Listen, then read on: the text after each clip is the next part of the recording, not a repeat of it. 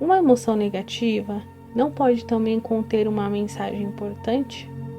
Por exemplo, se me sinto deprimido com frequência, será que pode ser um sinal de que existe alguma coisa errada com a minha vida? E isso pode me forçar a olhar para a minha situação de vida e fazer mudanças?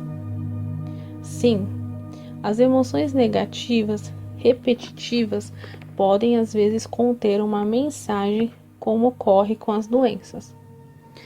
Qualquer mudança que você faça, seja ela relacionada com o seu trabalho, seus relacionamentos ou seu ambiente, é apenas uma máscara, a menos que se origine de uma mudança no seu nível de consciência.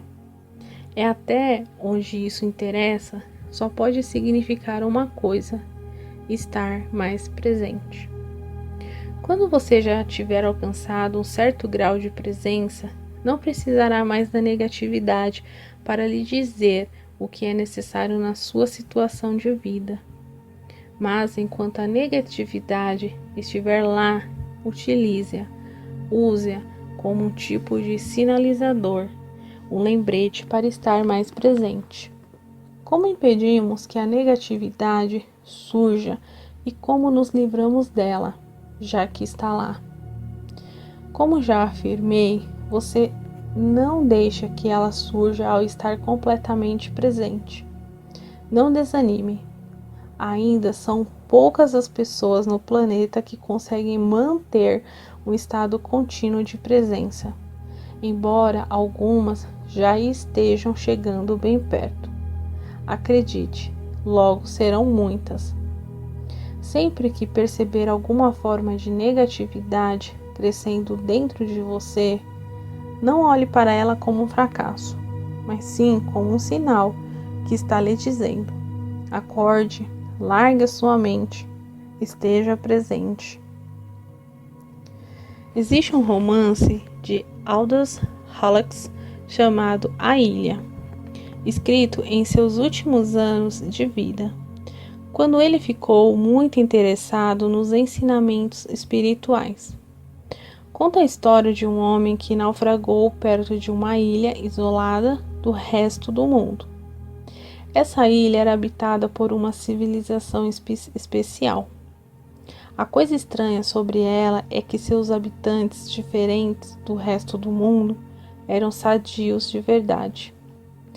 A primeira coisa que o náufrago percebe são os papagaios multicoloridos, empoleirados nas árvores, que davam a impressão de estar repetindo as palavras: atenção, aqui e agora, atenção, aqui e agora.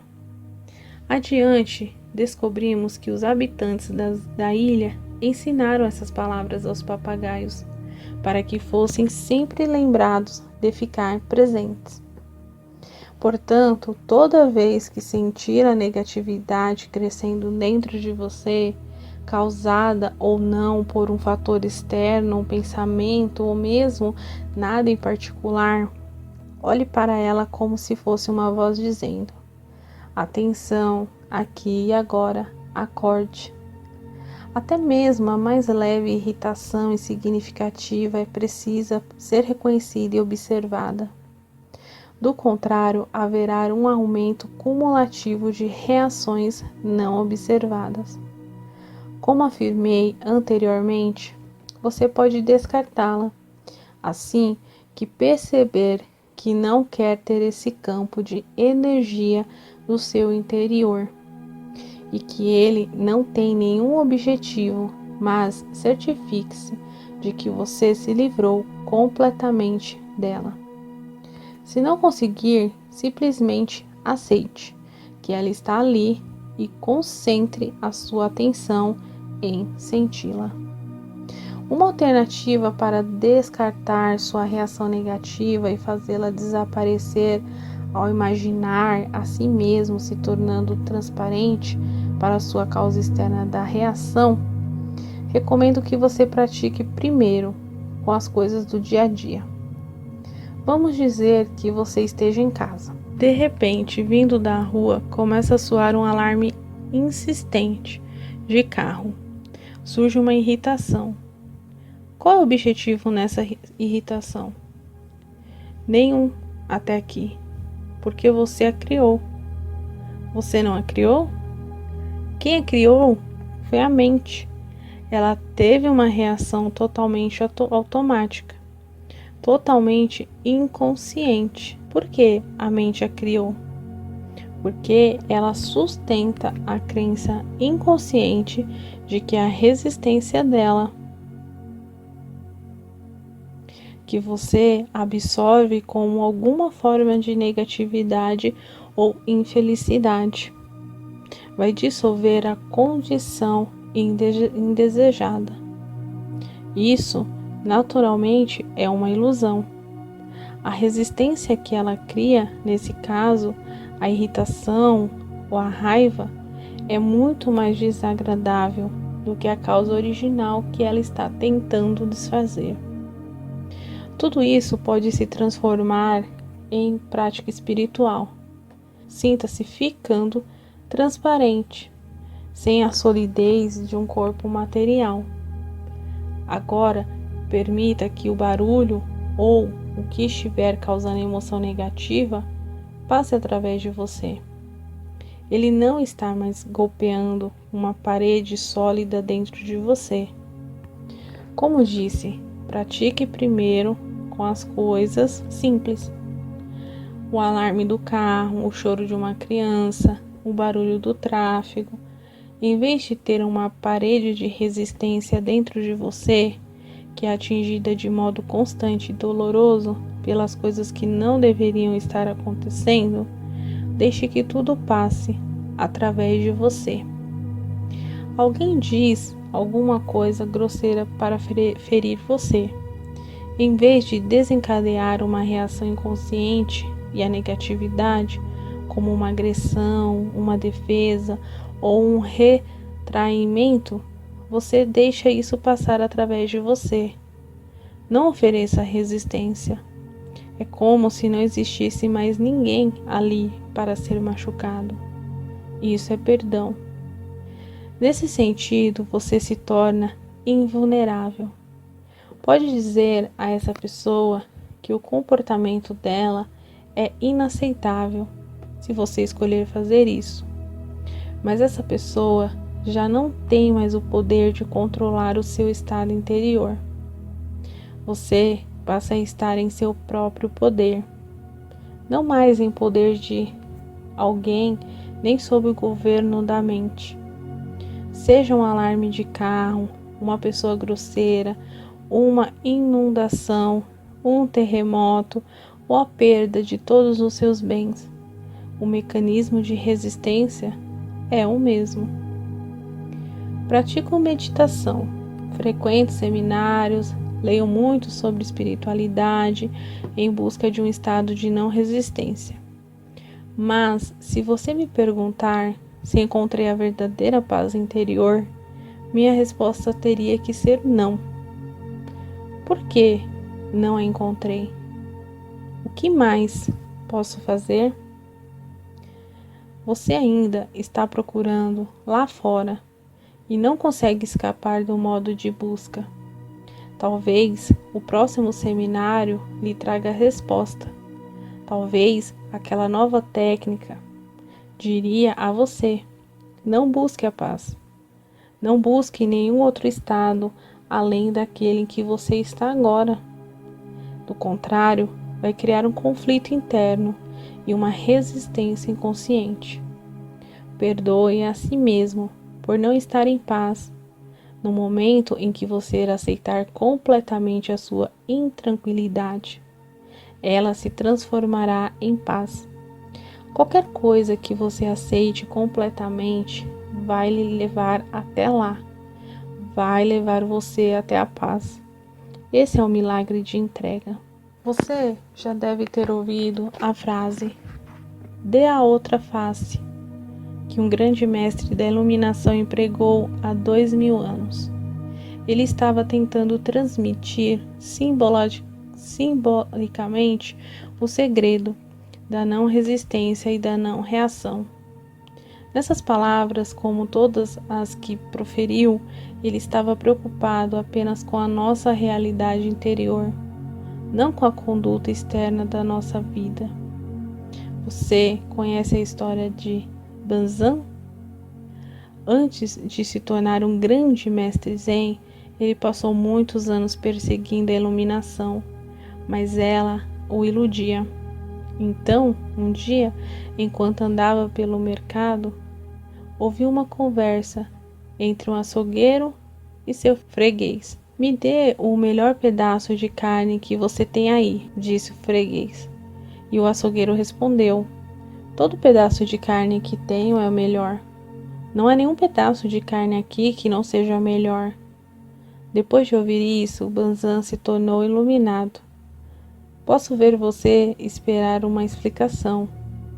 Quando aceitamos o que é, todo pedaço de carne, todo momento, é o melhor. Isso é iluminação. A natureza da compaixão. Tendo ultrapassado as fronteiras construídas pela mente, você passa a ser como um lago profundo. Sua situação de vida é o que acontece no mundo exterior, e o que acontece no mundo exterior são a superfície do lago, às vezes calmo, às vezes cheio de ondas por causa do vento, conforme os períodos e as estações. Lá no fundo, porém, o lago é sempre sereno. Você é esse lago por inteiro, não apenas a superfície, e está em contato com a sua própria profundidade e permanece absolutamente serena.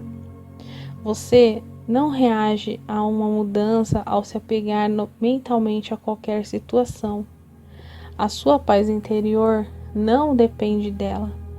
Você se fixa no ser, imutável, eterno, imortal. E não é mais dependente da satisfação ou da felicidade do mundo exterior, das formas constantemente flutuantes. Você pode desfrutá-las, brincar com elas, criar novas formas, apreciar a beleza de todas, mas não tem mais necessidade de se apegar a nenhuma delas. Quando você consegue se desprender desse jeito, isso não significa que também se distancia dos outros seres humanos? Pelo contrário, enquanto você está aí consciente do ser, enquanto você não está consciente do ser, a realidade dos outros seres vivos vai causar uma ilusão, porque você ainda não encontrou a sua realidade. A mente vai gostar ou não da forma deles, não só do corpo, mas também da mente deles. O verdadeiro relacionamento só é possível quando existe uma consciência do ser, a partir do ser. Você vai perceber o corpo e a mente da outra pessoa como se fosse uma tela, por trás da qual você pode sentir a verdadeira realidade deles, como você sente a sua. Assim, ao se confrontar com o sofrimento de outra pessoa ou com o comportamento inconsciente, você fica presente e em contato com o ser. E é desse modo é capaz de olhar além da forma e sentir o ser radiante e puro da outra pessoa. No nível do ser, todo sofrimento é visto como uma ilusão, uma consequência da identificação com a forma. Milagres de cura às vezes acontecem através desta descoberta, através do despertar da consciência do ser nos outros, se estiverem prontos. Isso é compaixão? Isso é compaixão? Sim. A compaixão é a consciência de uma forte ligação entre você e todas as criaturas. Mas existem dois lados da compaixão, dois laços dessa ligação. De um lado, como ainda estamos aqui, como um corpo físico, partilhamos a vulnerabilidade e a mortalidade da nossa forma física com todos os outros seres humanos e todos os seres vivos. Na próxima vez em que disser, não tenho nada em comum com essa pessoa, lembre-se de que você tem muitas coisas em comum. Daqui a alguns anos, 2 ou 70, não faz muita diferença. Os dois terão corpos apodrecidos. Depois serão pó. Depois nada restará. Isso é uma percepção humilde e sensata que não deixa muito espaço para o orgulho. Isso é um pensamento negativo? Não, apenas um fato. Por que fechar os olhos para ela? Nesse sentido, há uma completa igualdade entre você e todas as outras criaturas. Uma das mais poderosas práticas espirituais é meditar profundamente sobre a mortalidade das formas físicas, inclusive a sua. Isso se chama morrer antes que você morra. Vá fundo nisso. A sua forma física está se dissolvendo. É nada. Então, surge um momento em que todas as formas mentais ou pensamentos também morrem. Mas você ainda está lá. A presença divina que você é, radiante, completamente consciente. Nada que é real morre de verdade. Somente os nomes, as formas e as ilusões. A realização dessa dimensão eterna, a nossa verdadeira natureza e o outro lado da compaixão, em um nível mais profundo, podemos reconhecer agora não só a nossa própria imortalidade, mas também a de todas as outras criaturas. No nível da forma, partilhamos a mortalidade e a precariedade da resistência. No nível do ser, partilhamos a vida eterna e radiante. Esses são os dois aspectos da compaixão. Na compaixão, os sentimentos de tristeza e de alegria, aparentemente opostos, se fundem em um só e se transformam em uma profunda paz interior. Isso é a paz de Deus. É um dos mais nobres sentimentos de que os homens são capazes e possuem um grande poder de cura e transformação. Mas a verdadeira compaixão, como acabei de descrever, ainda é rara. Ter uma profunda empatia pelo sofrimento de um outro ser exige um alto nível de consciência, mas representa apenas um lado da compaixão. A verdadeira compaixão vai além da empatia ou da simpatia. Não acontece até que a tristeza se misture com a alegria do ser além da forma, a alegria da vida eterna, em direção a uma ordem de realidade diferente. Não concordo que o corpo precise morrer. Estou convencido de que podemos obter a imortalidade física. Acreditamos na morte e é por isso que o corpo morre. O corpo não morre porque acreditamos na morte. O corpo existe, ou assim parece, porque acreditamos na morte. O corpo e a morte são partes da mesma ilusão, criada pelo mesmo egóico da consciência, que não tem percepção da fonte da vida e vê a si mesmo como uma coisa separada e sob constante ameaça. Assim, ele cria a ilusão de que somos um corpo, um veículo físico e sólido que está sob constante ameaça.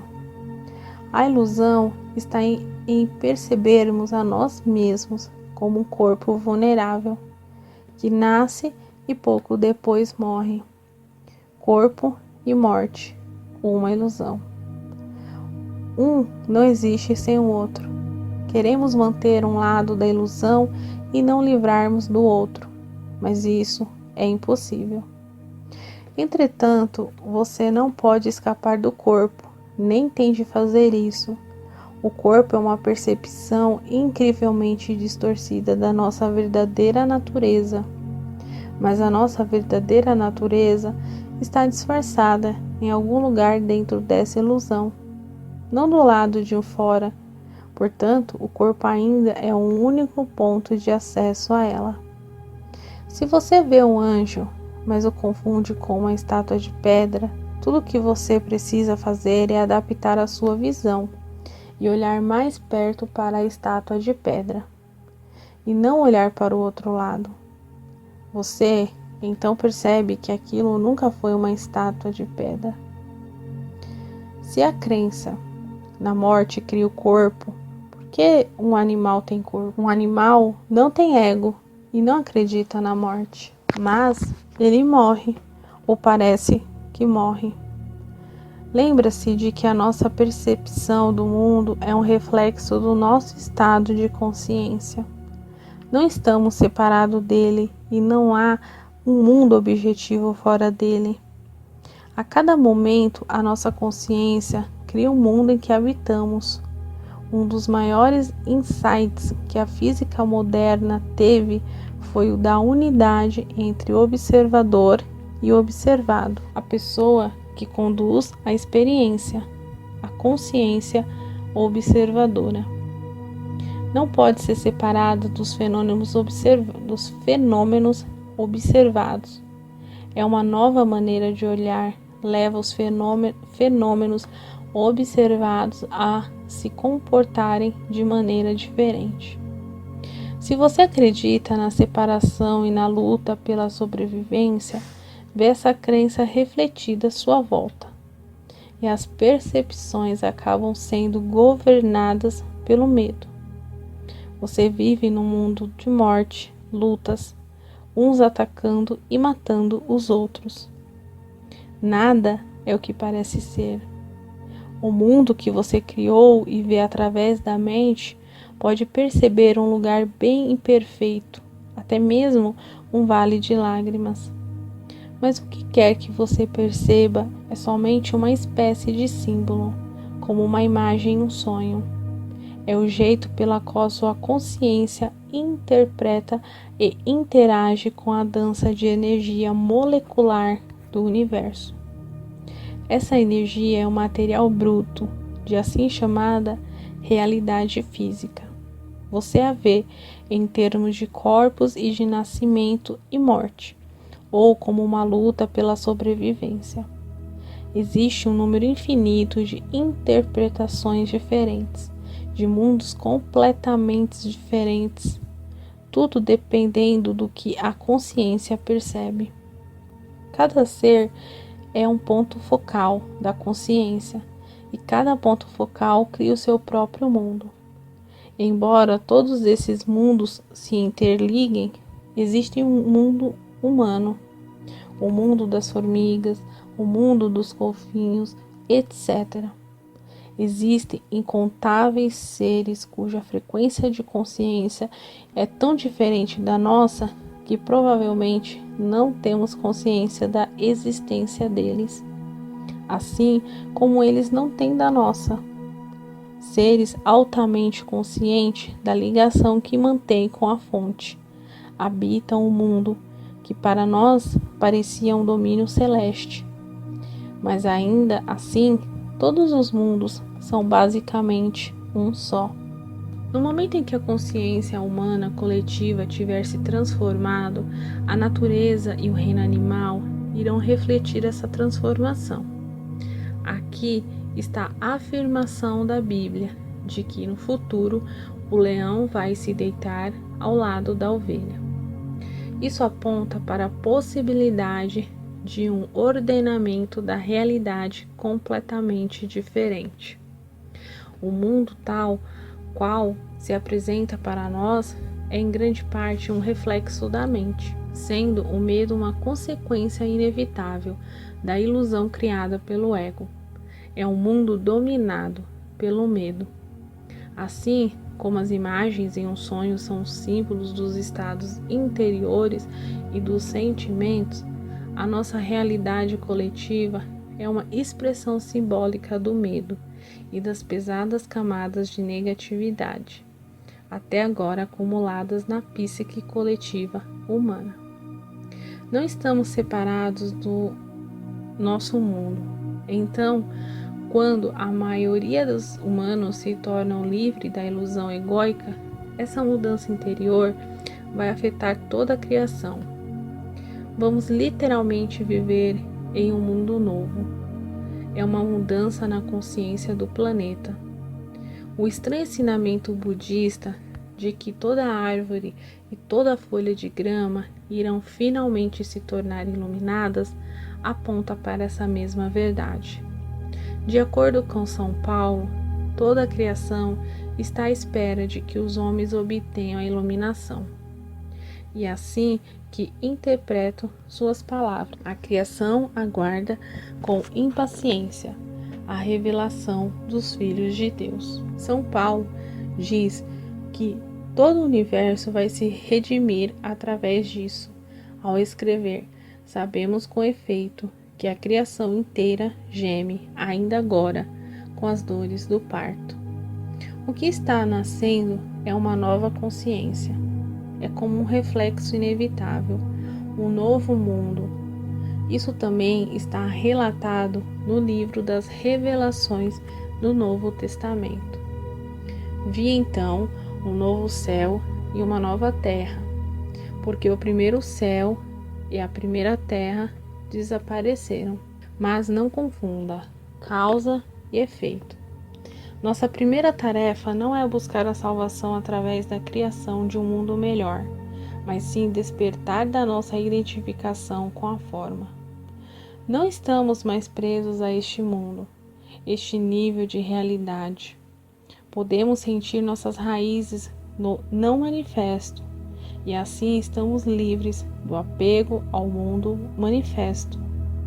Ainda podemos desfrutar os prazeres passageiros deste mundo, mas não somos mais escravos dessa experiência. Não estamos mais em busca de insatisfação através de uma gratificação psicológica, através da alimentação do ego. Não temos mais medo de perder alguma coisa, portanto, não precisamos nos apegar a este mundo. Estamos em contato com algo infinitivamente maior do que qualquer prazer, maior do que qualquer coisa manifesta. Em certo sentido, não precisamos mais do mundo e nem mesmo que ele seja diferente do que é. É nesse ponto que você começa a dar uma contribuição real para criar um mundo melhor, uma nova realidade. É neste ponto que você se torna capaz de sentir a verdadeira compaixão e de ajudar os outros. Somente aqueles que transcenderam o mundo conseguem criar um mundo melhor. Você deve lembrar que já falamos sobre a dualidade da verdadeira compaixão, que é a percepção de uma ligação tanto com a mortalidade quanto com a imortalidade.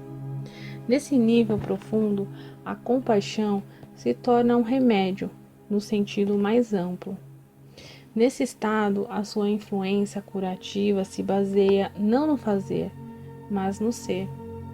Todas as pessoas com quem você mantiver contato serão tocadas pela sua presença e afetadas pela paz que você emana, quer elas estejam ou não conscientes disso. Quando estiver inteiramente presente e as pessoas à sua volta tiverem um comportamento inconsciente, você não vai mais sentir necessidade de reagir. A sua paz será tão grande e profunda que tudo que não for paz desaparecerá nela, como se nunca tivesse existido. Isso quebra o círculo kármico de ação e reação. Os animais, as árvores, as flores vão sentir a sua paz e reagir a ela. Você ensinará através do ser, através da demonstração da paz de Deus. Você passará a ser a luz no mundo, uma emanação da pura consciência, e assim eliminará a causa do sofrimento. Você eliminará a inconsciência do mundo. Isso não significa que você não possa também ensinar através da ação. Por exemplo, ao apontar como se desidentificar da mente, reconhecer padrões inconscientes em alguém e etc. Mas quem você é será sempre um ensinamento transformador do mundo, mais vital e mais poderoso do que o que você disser. e até mais essencial do que você fizer. Além disso, reconhecer a primácia do ser é, assim, trabalhar no nível da causa. Não exclua a possibilidade de que a sua compaixão simultaneamente se manifeste no nível da ação e do efeito. Ao aliviar o sofrimento, sempre que você o encontrar. Quando alguém faminto lhe pedir pão e você tiver, você vai dar. Mas ao dar o pão, mesmo que o seu contato seja muito breve, o mais importante será esse momento do ser partilhado, do qual o pão é apenas um símbolo. Uma cura profunda se instala internamente. Nesse momento, não há doador nem receptor. Como podemos criar um mundo melhor sem acabar primeiro com grandes males, como a fome e a violência? Todos os males são efeitos da inconsciência. Podemos aliviar os efeitos da inconsciência, mas não podemos eliminá-los, a menos que eliminemos sua causa. A verdadeira transformação acontece no interior, não no exterior. Querer aliviar o sofrimento do mundo é uma coisa muito nobre, mas lembre-se de não se concentrar exclusivamente no exterior. Ao contrário, você vai sentir frustração e desespero. Sem uma profunda mudança na consciência humana, o sofrimento é um buraco sem fundo. Portanto, não permita que a sua compaixão se torne unilateral. A empatia com o sofrimento do outro é o desejo de ajudar. Devem ser equilibrados com uma profunda percepção da natureza eterna de todas as coisas e com a consciência do aspecto ilusório de todos os sofrimentos. Permita que a sua paz inunde tudo o que você fizer e estará atuando sobre o efeito e a causa ao mesmo tempo. Se quiserem impedir que os seres humanos destruam uns aos outros e acabem com o planeta, lembre-se de que assim como não consegue combater a escuridão, você também não pode combater a inconsciência. Se tentar fazer isso, a oposição polar vai se tornar fortalecida e mais profundamente arraigada. Você vai se identificar com uma das polaridades, vai criar um inimigo e será conduzido ao seu eu interior, inconsciente.